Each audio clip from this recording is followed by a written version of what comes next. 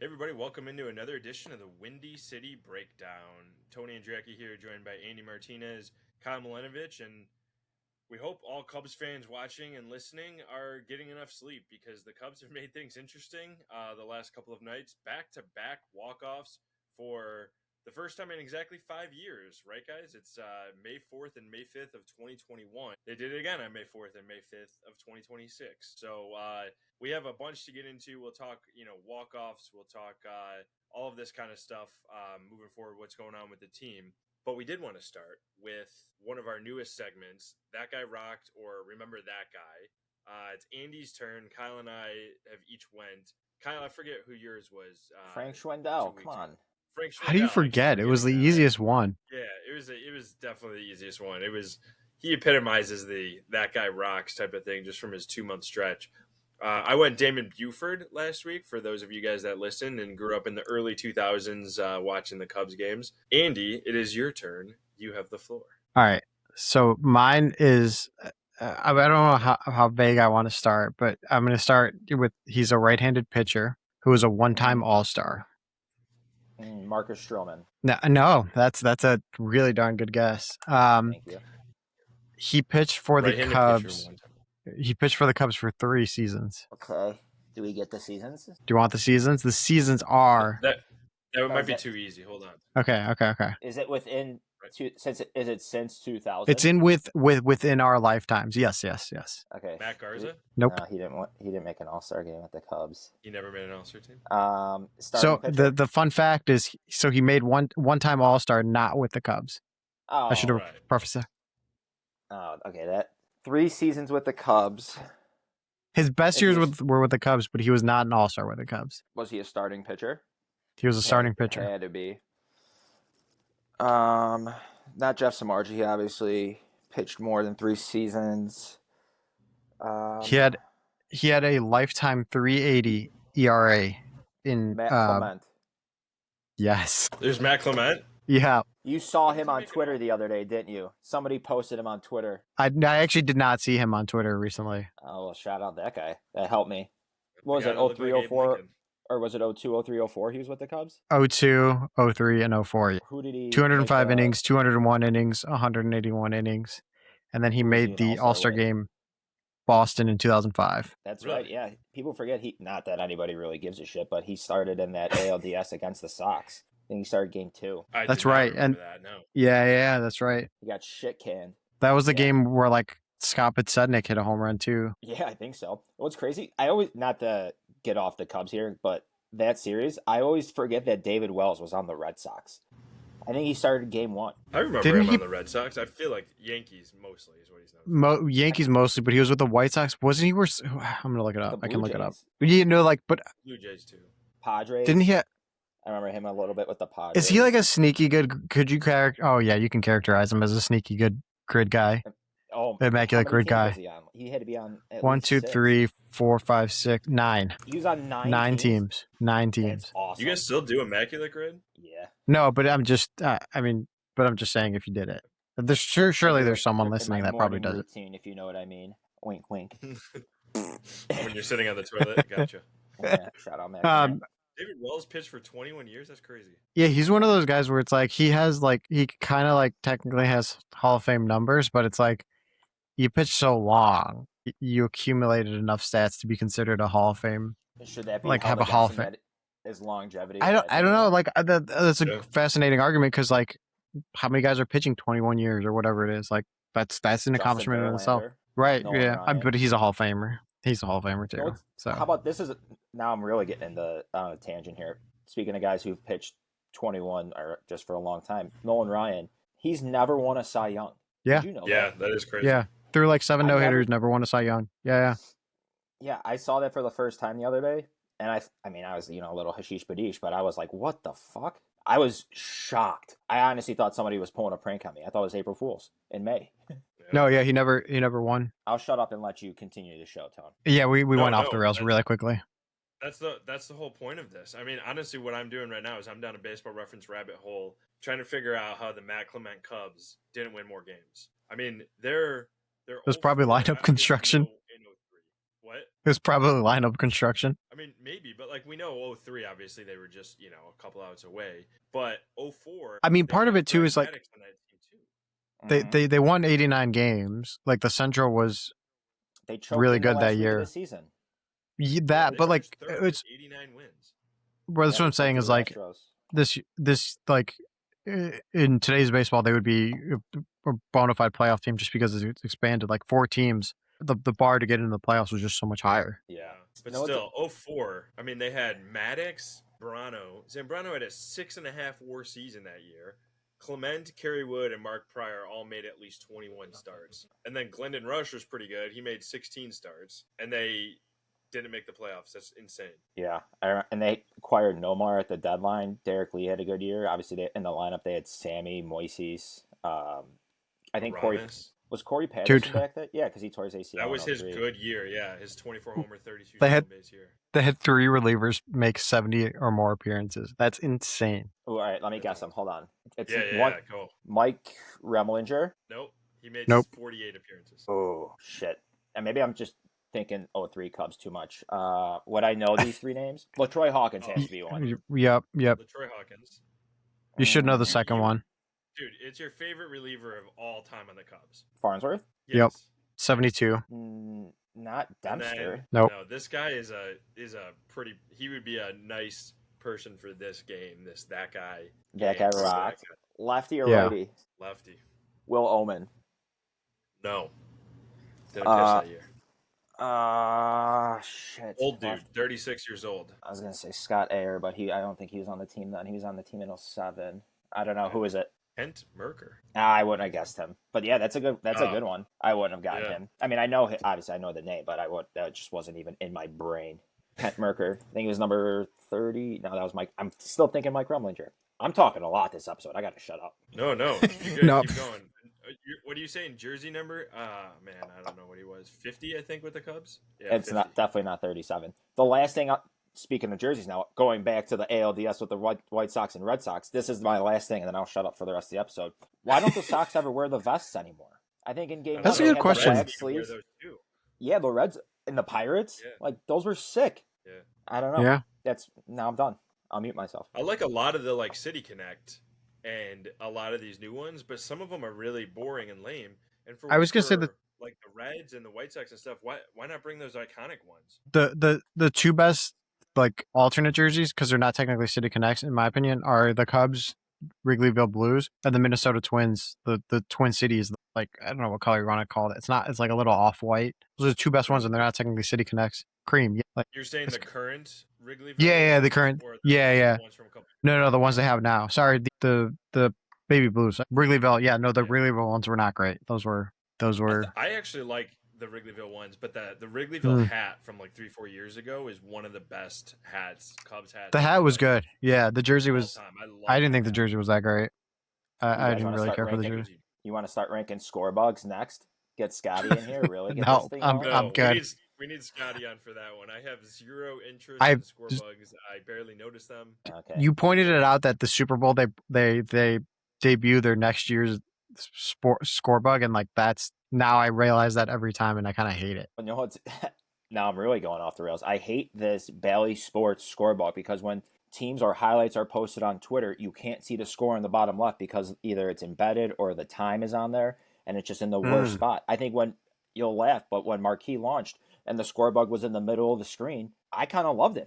It was great for social. I think it was just it so. looked kind of like shit, but it was good for social. I think it was just so like different. I think that's why it was. It was just so jarring for sure. So jarring in terms of like what you had come to expect. The depths of the off season. We'll get Scotty on here, maybe smoke a bone, and we'll just rattle off score bugs, and you guys will just sit there shaking your head in disgust. Kind of like I'm doing now. Yeah, I'll have nothing to contribute to that. I'll just go on mute for that. Hey, did you know the Cubs are on a 17-3 streak over the last 20 games, and we haven't even talked about it yet? Yes, I was going to get to that, but Kyle was on a roll, so he was. Buzzing.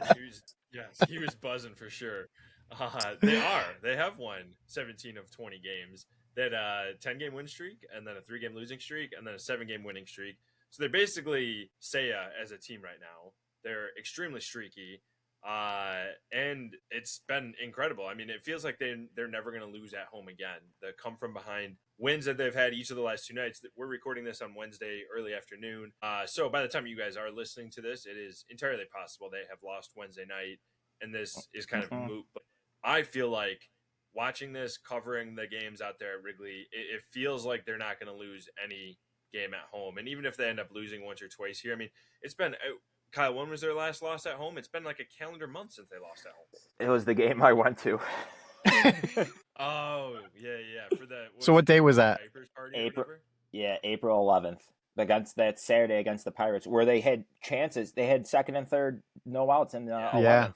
Guy on third, 1 out in the 10th. They easily should have won that game. Yeah. I'm so mush. almost a month ago To was the last time that they did not fly the W.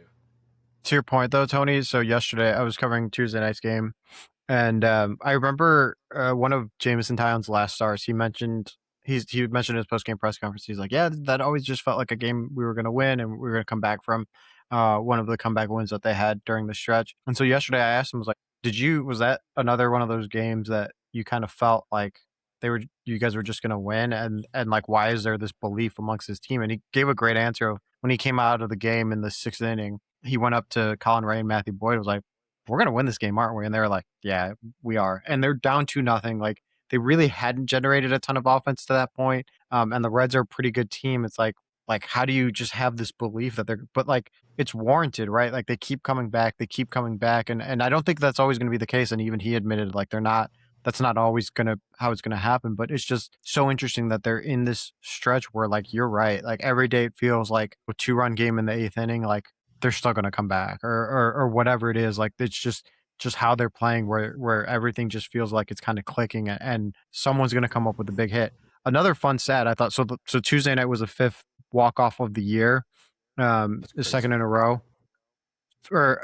All 5 walk-off hits have been by a different person: Nico, Dansby, Conforto, Bush, and I'm blanking on the 5th one. Nico, Dansby, Carson Kelly, thank you. Yeah, so like your guy. 5 different guys. Who the hell did he walk off? Oh, the Pirates. He started the streak. Yeah, he started the streak. Yeah, and so like 5, like, but it also goes to, and Council mentioned this, like, the lineup is so deep where it's like you've built up enough leeway in the team where it's like, all right, PCA and Michael Bush aren't doing too well. Other guys are going to step up. Oh, Alex Bregman isn't doing too well. The other guys are going to step up. Like, it's a deep enough lineup that it kind of makes up for the slumps that happen throughout a major league season. What was the Nico one? I remember it because everybody was like, "Why are you pitching a Nico in that spot?" The Mets. Yeah. Sweep. Carlos Mendoza. Yes. Yep. Yeah, everybody was like, "You should fire him after this." Yeah. And the thing, real quick, so to finish the sweep for the Pirates, the Cubs were down 5-0. I think 5-0 that game. Came back and won. The Mets game, Conforto they were down 2-1 in the 9th. Conforto triple, Nico, or I don't know how they tied it. Off Devin Williams. Yeah. Obviously, Monday night they were down in the 9th. Last night they were down 2 going into the 8th. You're right. Or they're 7th. They tied it at 7th. They got a 1 run, and then 8th Bush hit the home run to tie it. Yeah, so I mean, it is the cardiac Cubs. I mean, these Cub Mick wins. There's just, God, they're so fun to watch. I'll shut up again. No, I like. Do you guys prefer cardiac Cubs or comeback Cubs as a nickname? I always like cardiac Cubs because it feels like a life or death. I would almost say comeback. Yeah, because cardiac makes me like think like there's a chance. The Bears like were cardiac. Yes. Bears, yes. That's perfect. That's a great comp. Yeah. Yes, they absolutely were. Yeah, the Cubs. You're right. I mean, it just feels like the stakes aren't super high right now because. I don't know. I just like the way that they've navigated these pitching injuries and are where they are. I mean, Taylor had the tweet last night, Taylor McGregor, Marquee Sports Network, about like, this is the best start for them through 36 games since 2016. And the only other time was 1969. Like, that's pretty incredible. I mean, we're going to be at the point. I'm sure some people have talked about it, but are people making the every 10 years joke? Like it was every even year for the Giants. For the Giants, yeah.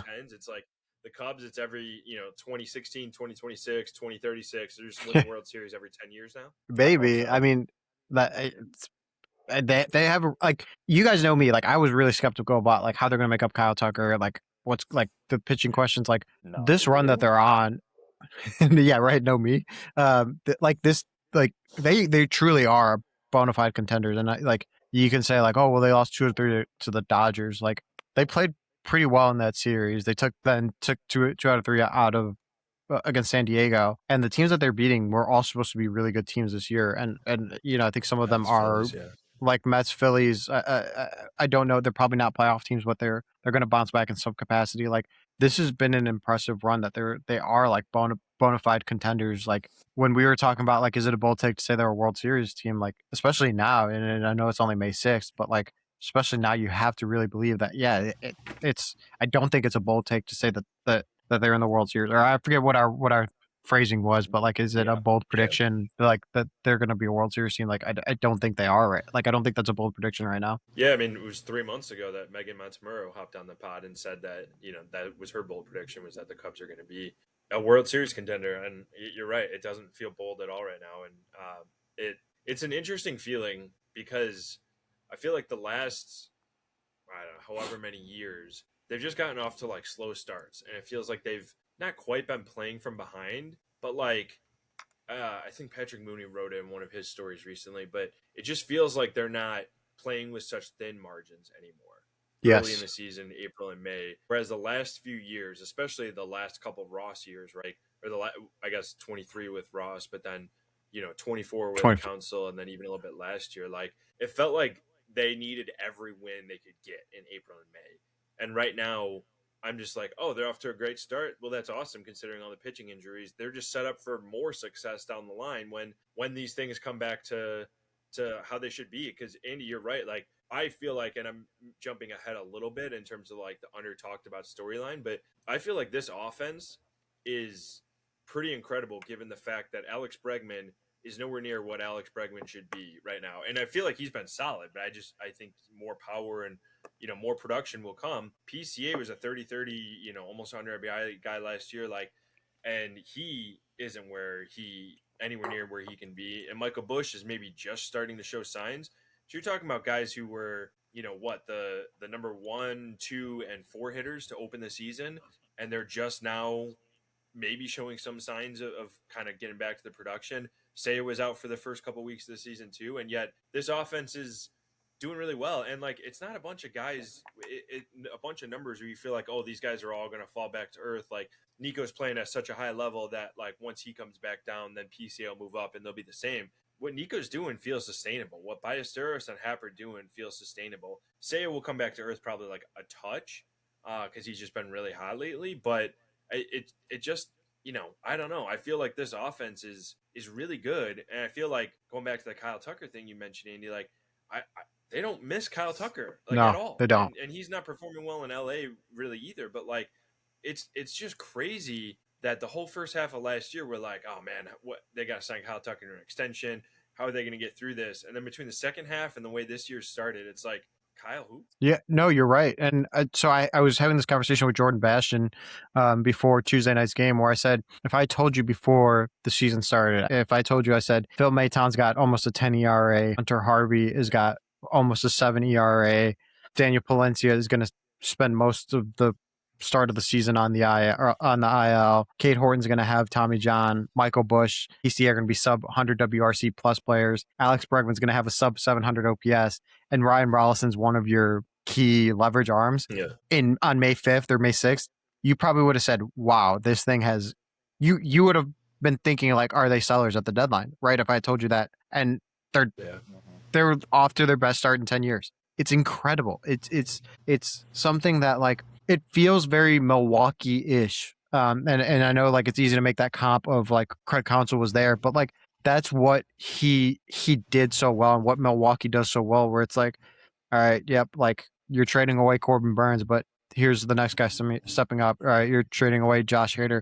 Here's what's stepping up. And like I know it's not all Craig Counsell and I know it's not all the front office, like, but they've created a system where players are able to step up and fill in roles and it seems like they're not skipping a beat to where maybe Ryan Rollison is a guy and bullpens are so fluctuate so much that like I wouldn't be shocked if that is the case, but like they've built Rollison the roster. Was a first-round pick. Right. No, I mean that too, like he's got pedigree too, but like they've built up so much roster depth that they are able to withstand these injuries, these these slow starts. You look in Texas, you look at Houston, right? Like Houston's gone so many injuries. Their season's basically tanked, right? Like they're probably not going to dig themselves out of this hole. Carlos Correa's got a season-ending injury. Like that's kind of what could have happened to the Cubs. But they've built the roster enough to a point where like they are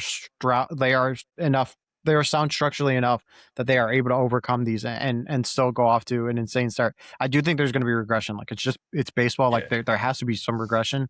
But they're building up enough of a cushion that like that when that regression happens, it shouldn't be cataclysmic. Great word. I don't even know if I could say that. Cataclysmic. Spell it, Kyle. Nope. What do you think? So I didn't know Ryan Rollison was a first-round pick. I'm looking up the 2018 draft. He was 2 picks ahead of Nico. That's crazy. Wow, I didn't realize. Yeah, he was 22nd overall. Nico was 24th. Ryan Rollison was 1 pick after Bryce Terang, which is kind of crazy. Was it the Rockies that took Rollison, or who took it? The Rockies, yeah. No, I honestly, I don't have much to add. You guys are hitting the nail on the head here. I think from a fan's perspective, it's just so fun to see. Like, they're just playing structurally, like, great baseball. And I think no better evidence of that than the walk-off yesterday, where you see, I know it was ruled a hit, but I think we could all agree that was an error on Ellie, correct? But plays like that, and it's just shortstop to shortstop here, but Dansby makes that play 100 times, 100% of the time, right? And there's you see, at the very worst he fields it Or you see the Nico play against the Diamondbacks where it's a hit and run and he's covering the bag and then he's running out to short right field, turning a double play, like just little things like that. And it's Andy, when you said very Milwaukee-esque, I've been thinking that this whole time. It seems like the Cubs are getting breaks, and it's those 2 specific examples that I mentioned are things that if it happened to the Brewers, we would be in our chat just.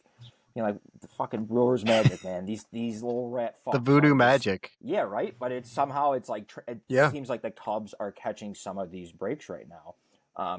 And I have a take on this. Go ahead, Kyle. No. You're hot. All right. So I feel like the Cubs are being rewarded for spending money. I feel like they have been a big I love it. You don't even have to keep going. I love that take. It was several off seasons. Like I know they signed Dansby, and even before that they signed Seiya, right? And they've made some solid moves.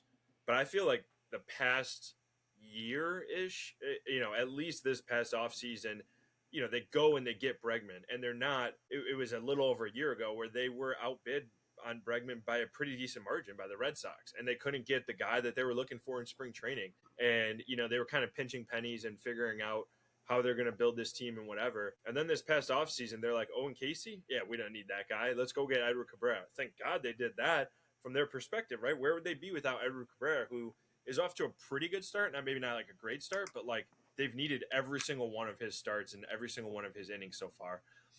And they haven't needed Owen Casey. But it's like, Alex Bregman, we missed out on him last year. He fits perfectly with this culture, with the leadership that we need. Let's go get him, give him $175 million. Like, bam, they do it. We want to make sure that this core is around. Let's get PCA an extension. Nico's about to be a free agent. Let's give him an extension. And now, miraculously, he's having like the best start to his season in a Cubs career. Like, I don't think it's a miracle. I don't think that it's any coincidence that the Cubs are acting like a big market team and being rewarded. And that's why I personally don't like the Milwaukee comparison, because the Cubs have these resources, and this is the first time in at least a half decade that we're seeing them really play with those resources. I don't think there's any coincidence that they're one of the best teams in baseball, and they've had the depth to sustain all of these injuries like you talk about, Andy, because they sign these people. Like they could handle if Nico or Bregman or Dansby go down even for 1 or 2 days like we've seen, because they have Matt Shaw. They can handle if Seiya goes out because they have Michael Conforto and Matt Shaw and whatever. Like I think props to them, props to Ricketts and Jed and everybody for like acting like a big market team now, and this is the payoff from that. Yeah, and it's like I think it was Alden Gonzalez from ESPN. After they signed Bregman, or after they pulled off one of those moves, it was the meme of the guy who like has the realization. It was like, oh, you're like, oh yeah, that's the one. And he was like, he was like, the Cubs, when they realize that their advantage in the division is that they can spend more. It's like, yeah, like that is like, I remember like it was like the Brewers have the extra, the Brewers, the Cardinals, the Reds, every other team in the division has the extra draft picks because they're smaller market teams, right? And it's like, oh, like how do the Cubs compete with that? Well, you compete with that by signing better players and spending more money in free agency, because that's technically why those rules exist. They have more draft picks because allegedly they cannot spend more money on their roster. So they have to supplement it with more extra younger talent. Well, then you go out and get that talent that is going to help you win the division and help you have this success that you're seeing right now. That's getting everyone excited about the Cubs. Yeah, 100%. And this division's been fun so far. I think like I've been surprised. I don't the Pirates we talked about recently. Like Pirates don't really surprise me. I just think they pitch really well. I don't think the Reds surprise any of us either. The Cardinals are the biggest surprise in the division, but the Reds have played the Cubs really well. I mean, it was Monday night that we were talking in our chat about how like are the Cubs going to end up where are they going to be with the Reds? Like they were 16-23 against the Reds over the last 3 seasons. They have not won the season series against the Reds since 2022. Obviously, they're 2-0 against Cincinnati so far this year, but like what is it about the Reds you think that why they've had the Cubs number the last couple of years, and is that actually changing now? I mean, 2 really close wins that if walk-off variety doesn't necessarily mean that the Cubs aren't going to go 3-8 against the Reds for the rest of this year, but like why have the Reds played so well against the Cubs when they haven't done that well overall the last 3 years? I don't know. I think it's just one of those random things. Like, I don't have a good answer for like. I mean, in that time, the Reds have had good starting pitching the last couple of years, right? Like Hunter Green, Nick Lodolo, Andrew Abbott. Like, they have plenty of good pitching. So, like, that gives you a foundation to be be able to beat anyone, really, right? But I like don't. It's one of those weird things where it's like, yeah, like they just like they kind of have their number right now, and like I think to a like smaller degree, like I feel like I would have to look it up to confirm it, but like I feel like the Pirates have always had the Dodgers numbers. Like I feel like every time the Pirates played the Dodgers in the regular season the last few years, it's like somehow the Pirates swept the Dodgers, right? And it's like, well, how did that Yeah. happen? That's kind of how I feel like it is with the Reds and Cubs. Maybe not as extreme as Pirates Dodgers, but like I think it's just one of those random things where they just have their number, like for lack of a better explanation. It does seem like all the guys on the Reds when they play the Cubs are just like they're all Cubs. It's just a lineup of Cubs killers, and I know Yeah. it's I don't have numbers to back it up, and I'm sure they aren't. But like JJ Bleday, right? Like obviously homers yesterday. Who's Nathaniel Lowe all of a sudden this year? Yeah, TJ. Who's Nick Friedel? Am I thinking Nick Friedel? Yeah, The former Bulls NBA reporter. writer. Yeah. It's TJ Friedel. But like every time he plays the Cubs, the leadoff hitter, it's like, oh, he hits a leadoff triple, or he does. And I know, ironically, he dropped the Amaya fly ball on watch yesterday, which I mean, I guess resulted in nothing. But you go up and down the lineup. It's just seemingly Eugenio Suarez. That guy actually is a Cubs killer. If you look at his numbers, he 100% is. Yep. Cubs don't win either of these 2 games if Suarez isn't on the IL. Probably. Probably. That one I don't care about at all though. But yeah, like it really is. They have good starting pitching, and I feel like they just have a lineup of quote unquote Cubs killers. But hey, it's what have you done for me recently, league? And the Cubs are 2-0, so you could take and shove it up your. I do think the Reds are going to be a team that they don't feel like a sleeping giant. That's too strong, but they feel like a team to me that will hang around for the next few years. I mean, Ellie obviously is a really good player, on the verge of like superstardom. And Sal Stewart is, one of the most impressive rookies early in this season. But like he looks like a stud. I like a lot of what they're doing if those pitchers can stay healthy. Like Lodolo's missed time. Hunter Green is going to be out until like All-Star break or August or whatever. But I like the Reds. I don't know if they'll win. It's curious. Become the next Brewers, but yeah. It's curious because you're talking to a few of the Reds writers. In Tuesday night's game, like Cabrian Hayes was laying down a bunt, and to start off the 10th inning, it's like, oh, they're just playing for the one run. Because usually, if you're the road team, like you play for 2 runs, like you try to get the big inning in the extra innings. But they were clearly just trying to get the run, and they were saying like that's the thing with the Reds is they don't hit, like they're just not hitting, and like that's the biggest question mark. And that's I think why there's a little worrisome for the Reds of like well, can they sustain this over the course of 162 because of the offensive question marks that they have? Well, and they just lost their closer for seemingly a long time. That was neither will be gone. a little that was like a little that was kind of like scary because you didn't know what happened for a second there. Like Yeah. it was very interesting. The Reds are last, by the way, in Major League Baseball as a team in batting average at 218, and their OPS rank, they have a 687 OPS as a team. That is fifth worst in baseball. So, Wow. but they have 48 home runs as a team, which is third most in baseball. So that's a really weird offense. Yeah, it is. Yeah, it's an interesting team. I mean, I'm surprised they're that low, given that Ellie and Sal Stewart are off to like some really good starts. But if you look at like the bot, like Brian Hayes is like 122, yeah, I think it was. he's not good. He's a good defender. Very good defender. But one of the other things I feel like that stood out to me this week is ABS is interesting, and I feel like Carson Kelly may be the greatest ABS player ever that we've seen. He's the Babe Ruth of ABS. Just a month and a half. Small sample size. Small sample size, but what I mean, why not be hyperbolic on a podcast? You know. So 6 weeks in, Kyle, what are your initial thoughts on ABS, and why is Carson Kelly the greatest ABS player ever? I can give you stats if you need to back it up. Give me the stats. I've seen on Twitter that he's really good at it, but I don't know what's the stat that backs it up. So he ranks second among true catchers. 88% of challenges he's won, 15 out of 17. The only guy better than him is Dylan Dingler. Tigers. Yeah. Dylan Dingler. 17 of 19. 5 catchers are actually ahead of Kelly and Dingler, including old friend PJ Higgins. But they're all just part-time catchers who have only challenged, 3, 4, 1 to 5 times somewhere in there. So just a couple of them, they've won all of their challenges. But Kelly and Dingler basically stand out from the group. And they basically nail pretty much every time they challenge. The Cubs as a whole, catcher-pitcher challenges, they're 70%, ranks 4th in baseball. Hitting, not as good, 44% only. They rank 19th. So a little bit of middle of the pack hitting wise, but defensively led mostly by Carson Kelly. They're crushing it. Yeah, I think the interesting part about ABS is seeing the evolution of how teams and players are strategizing when to use it. Amaya used it on a 3-0 pitch yesterday, which I feel like more and more you'll see teams maybe early in the game not doing. But was it PCA yesterday?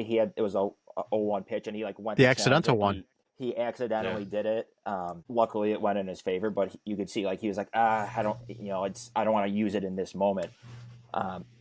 So from that standpoint, it just from a viewer watching, it's very interesting. But one thing with ABS that the rule of it overall is when you go to extra innings. So even if you say you have no challenges left, you obviously get 1 in extra innings. But if you have 2 challenges left, you only get 1 when you're in extra innings. Isn't that kind of crazy? You're getting. So if you don't use it, you lose it. Yeah, it's literally if you don't use it, you lose it. And I was looking this up the other day. I was like, that's kind of insane. I was watching the Phillies broadcast, and I don't know who their announcers are, but they were talking about it too. And they were like, yeah, it's kind of they didn't say it's bullshit, but they were like, yeah, if you get unrewarded, or whatever the antonym for rewarded would be, sort of penalized, yeah. Penalized. You get penalized for being good at using your ABS challenges, and the other team gets rewarded for being bad. So that was kind of my take. But in terms of Carson Kelly, didn't know those numbers, but that's a great asset to have behind the plate. Let me tell you, he is 1-0 on challenges as a batter too. So pretty good success rate overall. So he's 16 of 18. My one takeaway is that umpires are really freaking good. Yeah, good call. Yeah. Oh my god! And it's funny because sometimes are balls that are it's like there's not many egregious calls. There just isn't, and that's what it's there to remedy, right? The egregious ones, which don't happen very often. The other thing that I like is when you're actually in the stadium when the challenge happens, it's very quick. It doesn't feel. It's not I think my one concern was well, is it going to be like an NFL or a MLB challenge where it's you got to wait and no, it's quick and it's you get going. I have really enjoyed that aspect of it. That it's just you just keep going. It doesn't feel too time consuming or anything like that. It's theatric too. I like the theatric. Yes. Everybody turns and looks at the video board and it's what is it? And then within 5 seconds, we're like, or Yeah. whoa. Like it gives fans something to cheer about in the middle of Yeah. that. And the player, it's cool to just watch like the players and the umps and everything. And then I love when the Yeah. umps like that call is overturned. It's like, yeah, we fucking know, we saw it, Yeah. but Right. they Yeah. hop on the mic. But it's like there's a theatric element that I wasn't expecting. Yeah. The interesting thing is like that I've seen, and I haven't seen a ton of it, but I have seen it where it's like fans are like, "Well, like you gotta know to challenge it there." And I remember Craig talking about it early on in the year. It's like, well, how do you tell a player who doesn't think it's a strike or doesn't think it's a ball, whatever it is, to challenge, right? Like they have their strike zone in their mind. How do you tell them like, hey, like they're when they are challenging, they are going based off of what they think is the strike zone and what happened in a split second.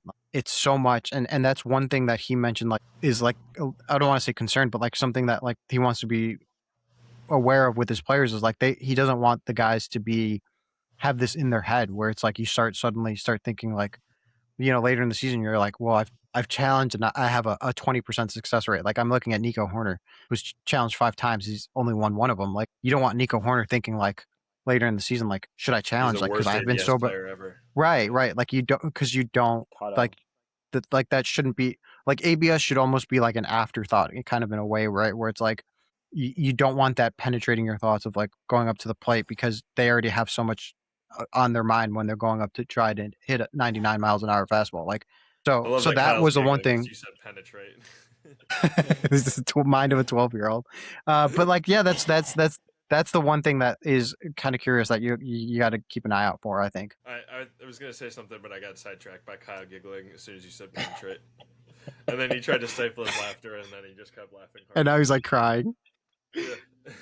All right. Fuck. We'll move on from ABS thoughts. Let's talk about one of my favorite topics. Why Andy was super wrong on Ben Brown.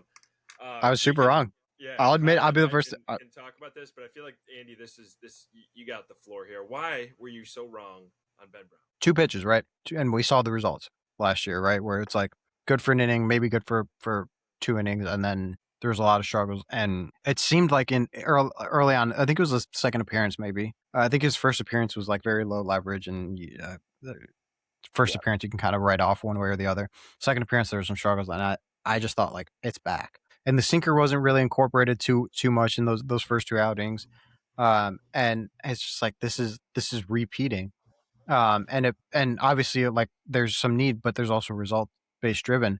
The sinker has been a real weapon where it's like he's not using it a ton because clearly it's like he's not as comfortable with the other 2 pitches, but he's using it more, or he's incorporated enough that it's a weapon that hitters now have to think about, which allows those other 2 pitches, which are 2 good pitches, the fastball and the curveball, to play even more. And it's given the Cubs a weapon that, Tony, you've been harping on for years, that like this guy could be a multi-inning weapon. This guy could be a multi-inning weapon. And he's proving to be that. And it's fun to watch that development of like what it is. Cause really for 2 years, like you didn't know what you were going to get in the Ben Brown experience, right? Like, were you going to get a guy who's going to throw 7 innings and no hit the Brewers with 10 strikeouts? Or are you going to get a guy who's going to have 5 strikeouts and give up 3 home runs and you're in a 6-0 hole in the process? Like you just didn't know what you're going to get. But now the results have really stabilized where he's and I talked to Tommy Hotovy recently about Ben Brown, and he mentioned like, I think, which I've definitely fallen in the trap of, like, you can get in the trap of thinking that there's leverage pitchers and multi-inning pitchers and they can't be one and the same, which they definitely can be. And Ben Brown's an example of like, this guy can pitch multiple innings, but they can be leverage innings. And that's just a real weapon for a bullpen that like, hey, you're down Daniel Palencia, you're down Hunter Harvey, you're down Phil Maton. Like that's covering innings that are just so necessary to cover. And Tommy brought up the example of Keegan Thompson and Justin Steele when they first came up, where they were that bridge gap. If you remember, like the 2021 Cubs early on in the year when they were starting well, the starting rotation just wasn't pitching deep into games, and they had the 3-headed monster of Chafin, Tepera, and Kimbrel to close games out. But that's only 9 outs. Like if you're only getting 12 to 15 outs, like you still got to cover that gap somehow. And Steele and Thompson were kind of the weapons to do that.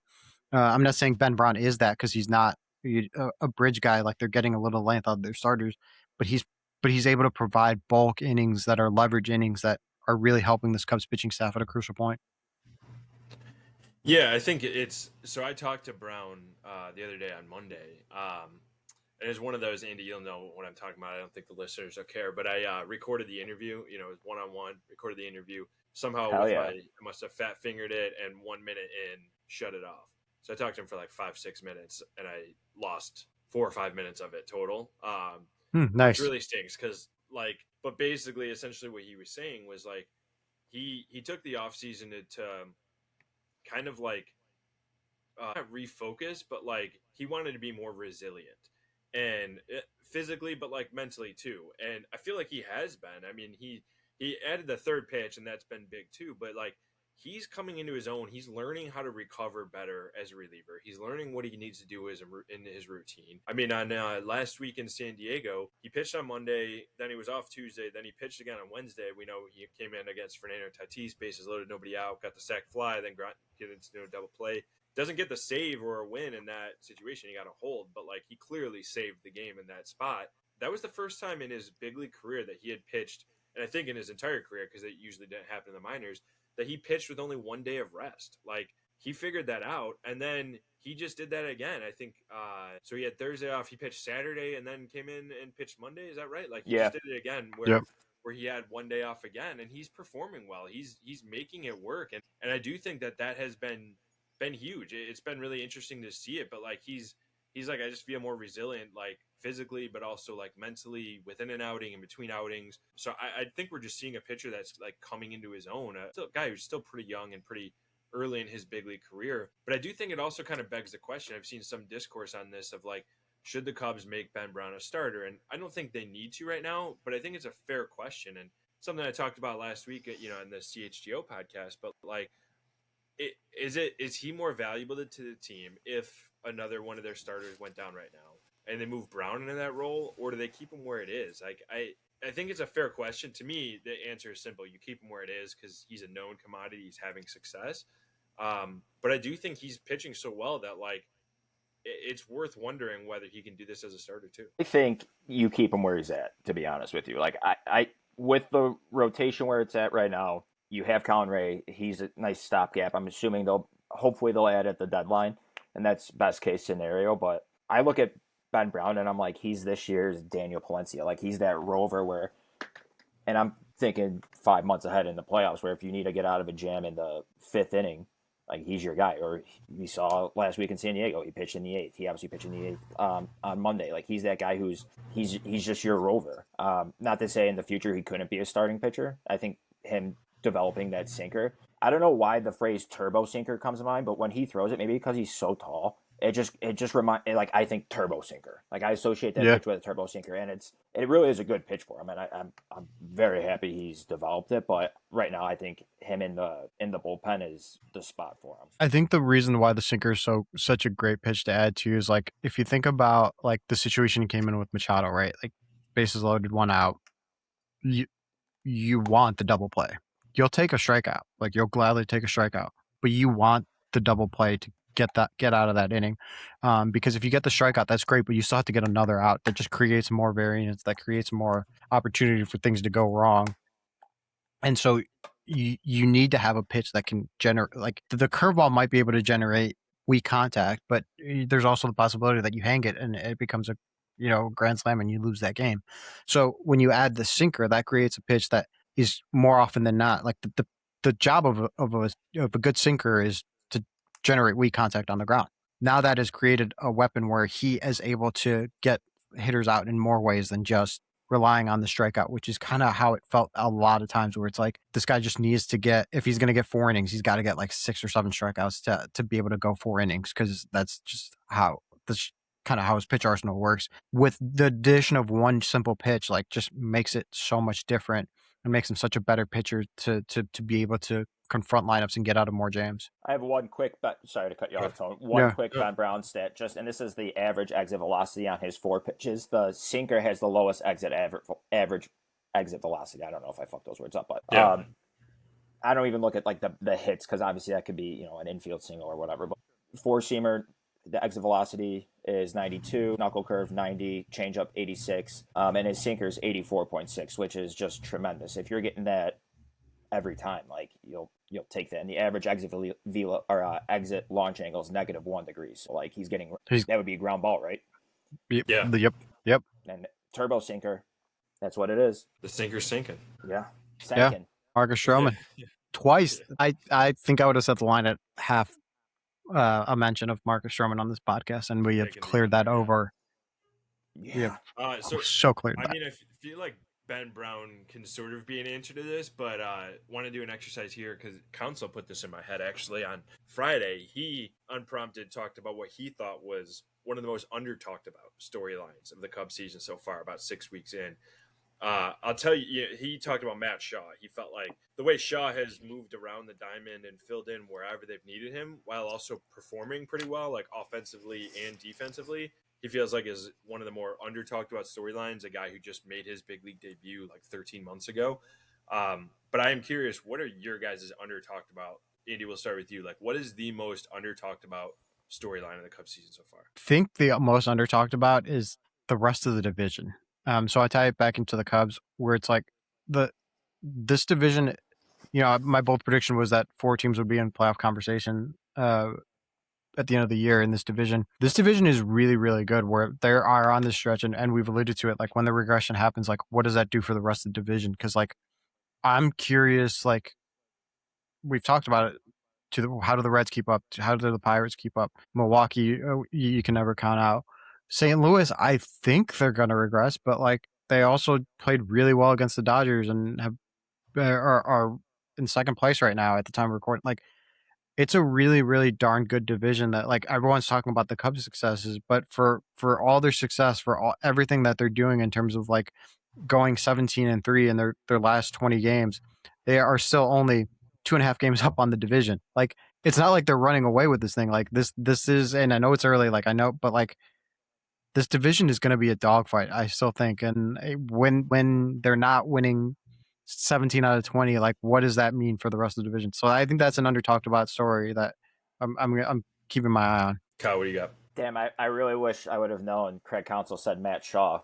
That sucks because that's what I was going to say. No, that's fair. I mean, and really to all the points that Counsell said, I think he's this 2026 version of Ben Zobrist, right?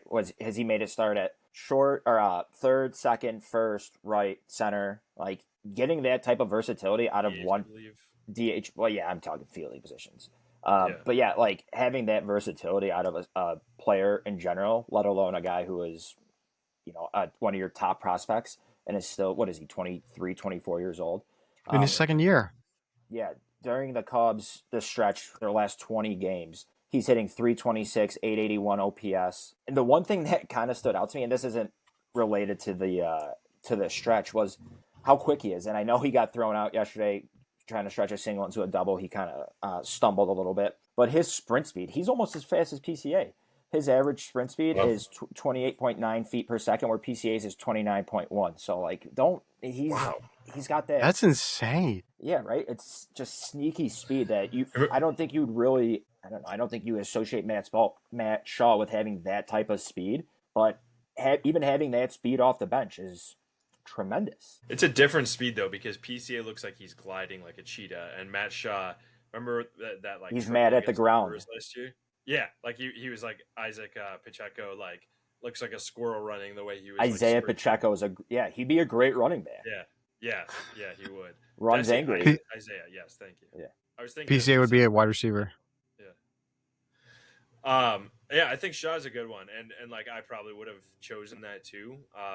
I feel like there's a few, and I think one I mentioned earlier was like the fact that this offense is as good as it is when there's a positive regression, which is a phrase that makes no sense, but I love it in baseball. Like Bregman, PCA, and Bush will hit better, and their end of the season numbers will be better than what they are now. And yet this team is still putting up runs, and I feel like a lot of the guys that are doing well, Nico and Hap and stuff will end up with OPSs just over 800 like they're at now. And, Dansby around 700. Like, I feel like this team still has some untapped potential offensively. One other kind of honorable mention I feel like is the starting staff. And you mentioned it a little bit, Andy, already, of like these starters go so deep into games. Like pretty routinely pitching into the 6th inning and often pitching into the 7th, which takes a lot of the pressure off of the bullpen when there's patchwork down there. But to me, I feel like Moises Ballesteros is still somehow under talked about, and just what he's doing.